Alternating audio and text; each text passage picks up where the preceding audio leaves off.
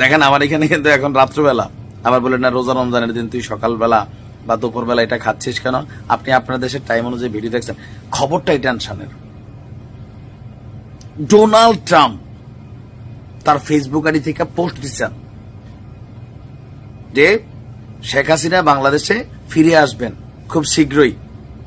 তিনি শেখ হাসিনাকে বাংলাদেশে মানে ফিরিয়ে নিয়ে আসবেন।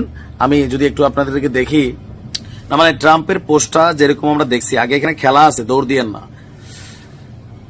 যে Sheikh Hasina is coming back as Bangladesh PM soon post করা হয়েছে আপনার 13ই মার্চ 2025 12টা 14 PM।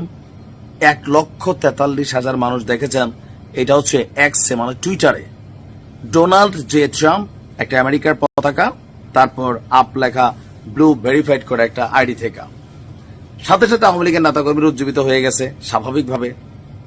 আবার আমাদের গণমাধ্যমে লিখছেন শেখ হাসিনার দেশে ফিরে আসা নিয়ে ট্রাম্পের পোস্ট যা জানা গেল। আমরাও এই ক্যাপশনে দিছি, আপনিও আগ্রহী, কেউ টেনশনে দেখতেছেন, কেউ খুশিতে দেখতেছেন। আসলে বিষয়টা কি দেখেন, মানে বাংলাদেশের মানুষ আমরা বড় ব্লুটুথ। ডোনাল্ড ট্রাম্প এই মুহূর্তে শেখ হাসিনার ইস্যুতে কোন রকম ভূমিকা যাবেন না, এটা মাথায় রাখেন।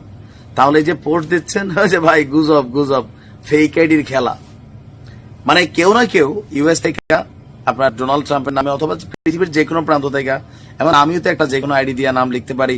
আবার ব্লু ভেরিফাইড আগে ছিল একরকম, আর এখন আপনার এই যে ফেসবুক ওয়ালারা টাকার জন্য মাসে $10-15 আপনি দিলে আপনার নর্মাল আইডিও সব ঠিকঠাক থাকলে আপনি ব্লু ভেরিফাইড করতে পারেন। কারণ অনেকের আইডির পাশে আমরা দেখি একটা নীল চিহ্ন, টিক চিহ্ন।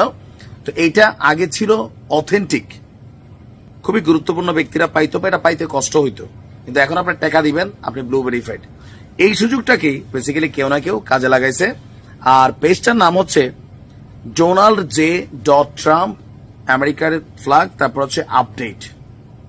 ডোনাল্ড ট্রাম্পের টুইটার অ্যাকাউন্ট কিন্তু এটা না। এখন আমরা যারা আছি ইংলিশ নাম দেখছি, ট্রাম্পে দেখছি, তারপর হচ্ছে একদম আবার ব্লু ভেরিফাইড দেখছি, আমরা অনেকে ভাই বানিয়েছি ঘটনা সত্য। এটা আপনার বেশ কয়েকটা আইডি থেকে আসছে, অনেকে এটা শেয়ারও করছেন।